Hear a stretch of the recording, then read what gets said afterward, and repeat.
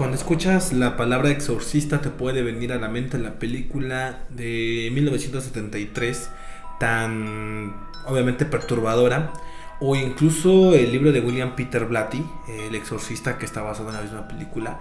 Y pues está lleno de ciencia ficción, está lleno de posesiones demoníacas, pero sobre todo, ¿te has preguntado realmente cómo es un exorcismo? ¿Cómo realmente los sacerdotes se enfrentan a este tipo de entidades? Hoy hablaremos de ese asunto, obviamente, y sobre todo una experiencia un poco personal. Y pues bueno, así es que te invito a que te suscribas a mi canal, actives las notificaciones para que no te pierdas de ningún video. Hola comunidad, bienvenidos a un nuevo video. Hoy hablaremos de Memorias de un exorcista por Gabriel Amorth. Este libro está en formato electrónico, lo leí en mi Kindle. Y bueno, como tal, pues como lo decía en un principio de un video, pues tal vez cuando lees situaciones de ciencia ficción o ves películas relacionadas a este tipo, no hablamos a lo mejor de la última película de Exorcista Creyentes, en donde pues tal vez estuvo un poco pues exagerado el asunto.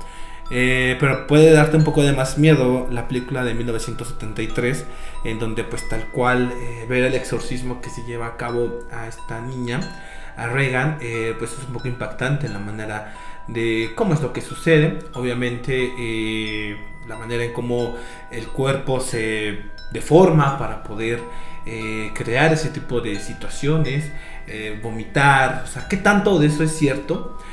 Bueno, en esta parte, incluso pues comparando con lo que ya leí, por ejemplo, de William Peter Blatty, esta historia de terror, que obviamente sí te da miedo por el contexto, la manera en cómo rezan, toda esta parte de la intervención sacerdotal que hacen para poder salvar a la niña. Obviamente el caso está enfocado a una parte verídica de un chico que sufrió precisamente este tipo de ataques, ¿no?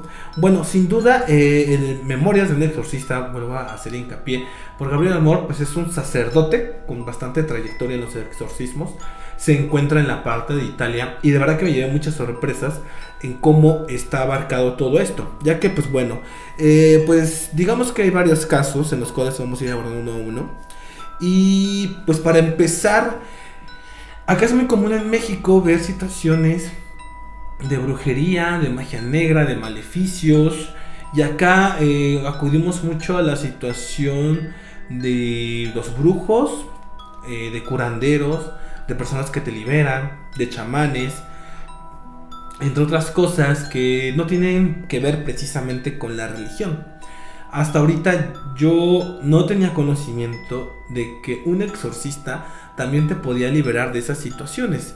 Es decir, aquí el padre habla de que él se encuentra pues obviamente en Europa, en la parte de Italia. Y pues bueno, yo no pensé que llegara hasta esos extremos todo lo que les acabo de contar. Brujería, posesiones, maleficios por medio de comida, etcétera, ¿no? El padre cuenta esas experiencias de que no solamente atendió a personas con posesiones demoníacas, sino precisamente con lo que les estoy marcando de maleficios, brujería, y que lo hacen. Ahora uno pensará que tal vez que con un exorcismo o una sesión todo esto se quita. Obviamente dentro de lo que es el libro nos marca que es de mucho tiempo. O sea, el padre marca que puede pasar 7, 10 años o incluso un año con un exorcismo a la semana para poder ser liberada el alma, ¿no? Y vamos con el siguiente caso. Por ejemplo, dice que él para diferenciar si una persona está o no poseída, pues habla mucho de que pues una chica que la llevan obviamente a hacer este ritual y le preguntan que si quiere agua. Dentro del padre obviamente le ofrece agua bendita en lugar de agua para tomar, ¿no? Lo primero que le da pues es el agua natural que nosotros tomamos y después le ofrece agua bendita. Cuando el momento de tocar agua bendita al cuerpo, se transforma totalmente la chica, su voz se vuelve más gutural y empieza a ofender al padre, ¿no? Entonces de esa manera él puede saber si está o es candidata a ella para el exorcismo. Incluso habla que también agua bendita con sal, entre otras cosas, que él se percata de una persona que pueda ser elegible, ¿no? También, pues bueno, él recomienda y dice que no hay muchos exorcistas dentro de la religión católica. Es decir, dice que por cada arquidiócesis debe haber al menos un exorcista y que a veces en los seminarios ya no se da el peso necesario para este tipo de profesión, o sea, profesión de la manera de que lo tengan que realizar. Él obviamente fue discípulo de un sacerdote que se dedicaba a lo mismo y él no tiene como tal alguien que los usara, que es lo más lamentable.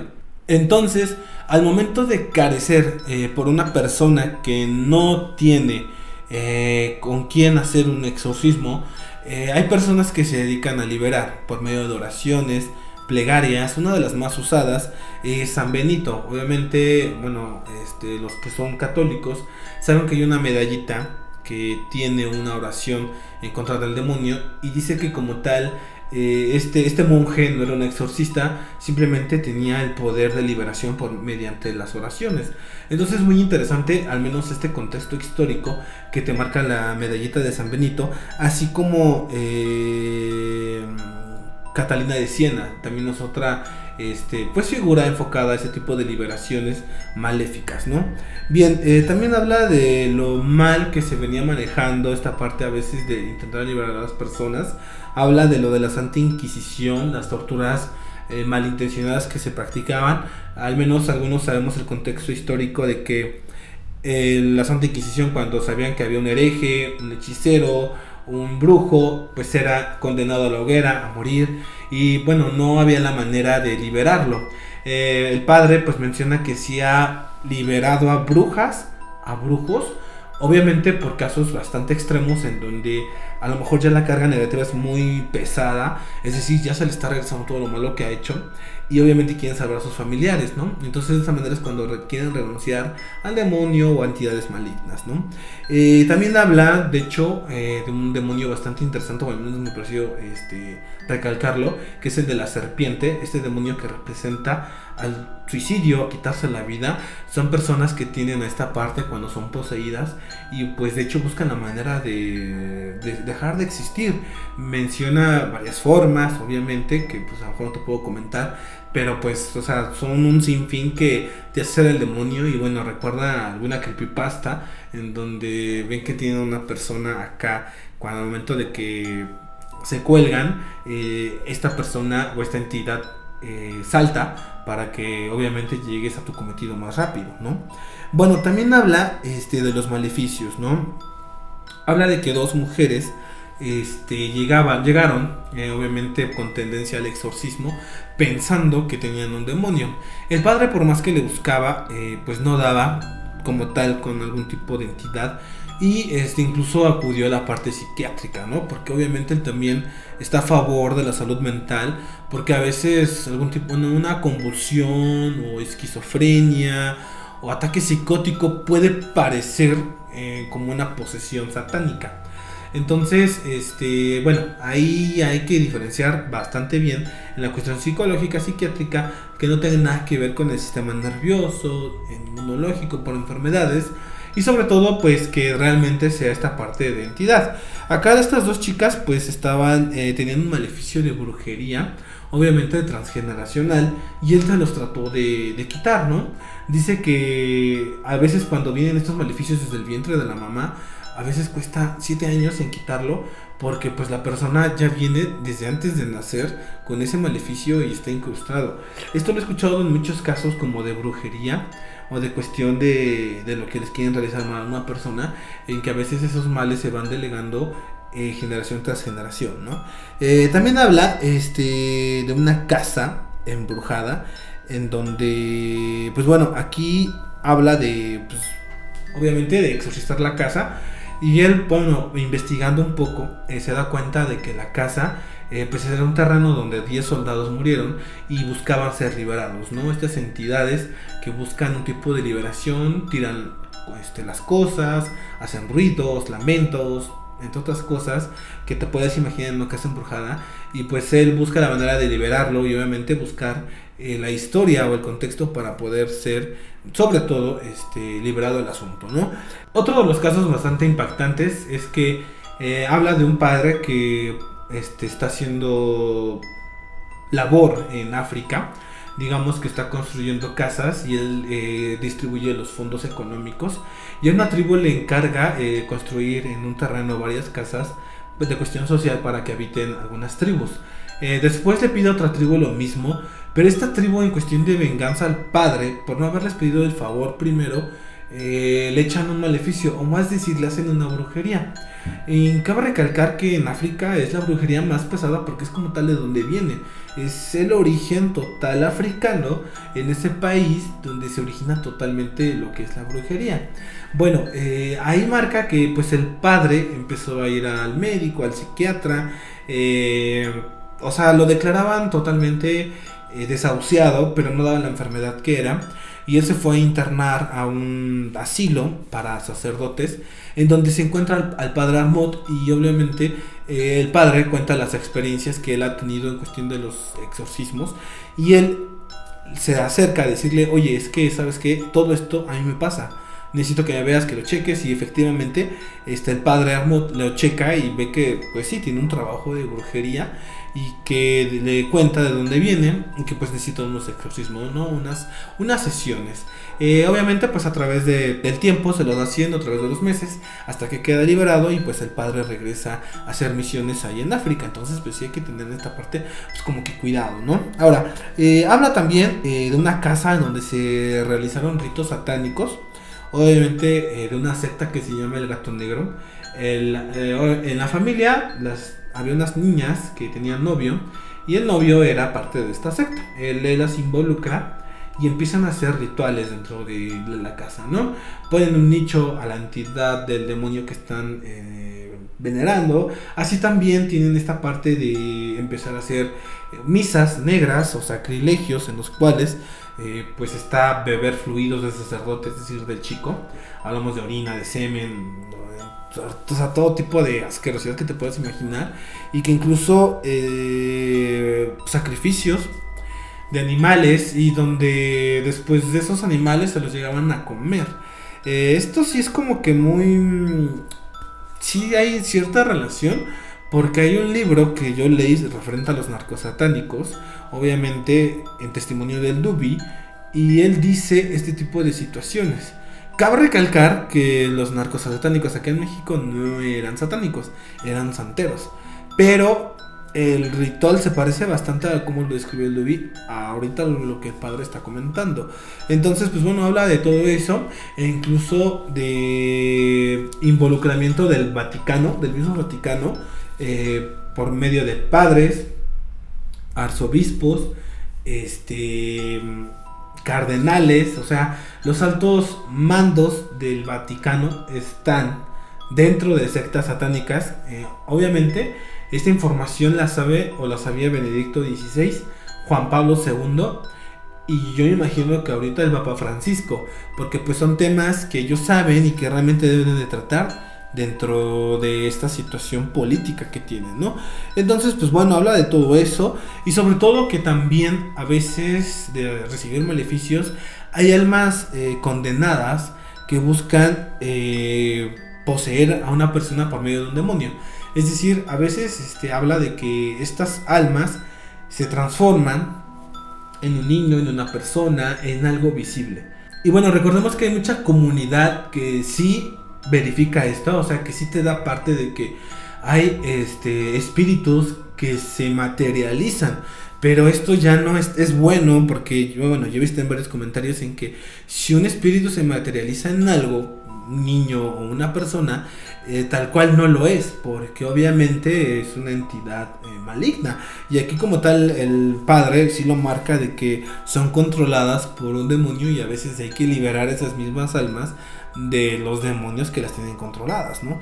Entonces, pues bueno, lo más perturbador que llegué a leer, y que obviamente pasa en casos aquí de brujería en México, es que a veces la brujería se materializa. Es decir, te pueden dar tomado algo. El padre habla de que a veces el famoso toloache, lo que aquí conocemos en México como el famoso toloache, es decir, el famoso beber agua de calzón, sí existe. O sea, lejos de mejor tomarlo a burla, lo que es la menstruación de una mujer en situación de brujería, de un maleficio, la sangre contiene vida. Y obviamente estoy hablando de que pues es una manera de concebir dentro de las mujeres para dar vida a un bebé, obviamente por la fecundación de un hombre. Pero este tipo de sangre en específico tiene vida, ¿no? Entonces el padre habla de que estas personas le cuentan que la sangre se utiliza como agua para hacer masa la tierra de panteón, inyectarla en alimentos o disolverla con alimentos y dársela a comer con el maleficio puesto a las personas. Y esto habla de que sí se realiza, ¿no? El padre ha quitado este tipo de trabajos y cuando los llega a quitar, él dice más que nada que los llegan a vomitar por clavos. Hablamos como de 10 centímetros, más o menos ese tamaño. Clavos de 10 centímetros que vomitan, e incluso vidrios, obviamente pues rotos, que también sacan por la boca. Y lo más impactante es que no se llegan a sangrar la boca, no se llegan a desgarrar, y que a veces incluso llegan a sacar por el recto como varas de plástico, obviamente un poco grandes, que refleja ese tipo de maldad. Hablamos de que ese tipo de casos sí se han visto aquí en México, en especial lo que es Pachita, no sé si por ahí he escuchado, pero bueno, o sea, es algo que nos marca el libro y de verdad que está muy interesante. Yo creo que es algo de mis mejores lecturas de este 2024 porque sí me llevó una gran sorpresa. Yo esperaba encontrar otro tipo de contenido, pero de verdad que, o sea, fue lo mejor que pude encontrar en este 2024. Y pues bueno, son las experiencias que yo te puedo contar referente al libro. Y la personal es que, bueno, no es que hayan exorcizado a alguien por parte de mi familia, pero marca, por ejemplo, de que mi abuelo paterno lo llevaron a Veracruz. En Veracruz hay una iglesia que se encuentra un sacerdote que se dedica a hacer exorcismos. Este sacerdote, bueno, me cuenta mi abuelita que va pasando persona por persona y los va viendo, los va bendiciendo, les va haciendo oración. Y hay una manera de identificar en que las personas cambian de actitud al momento de hacer todo esto que les acabo de decir y son candidatos a hacer ese tipo de exorcismos. A mi abuelo obviamente pues no lo eligieron porque pues no tenía nada. Simplemente pues su mamá pensaba que tenía al demonio dentro por ser una persona pues muy cabrona, muy inquieta, muy tremenda, no sé, o sea, a veces las creencias de las personas piensan que ser travieso o tremendo tiene que ver con eso y que, bueno, tiene esa facilidad, ¿no? Pero bueno, él vio como una niña de 7 años agarrada por 7 hombres levantaba una butaca de la iglesia con hombres agarrados precisamente cuando se estaba llevando a cabo ese exorcismo. Entonces, pues bueno, yo es la única referencia que tengo, al menos aquí en México, que se hace ese tipo de cosas. De ahí en fuera, pues te puedes encontrar a los brujos de Catemaco, a chamanes y otro tipo de gente que se dedica a ayudar a veces con bien y a veces solamente a estafar y malvivir a las personas, ¿no?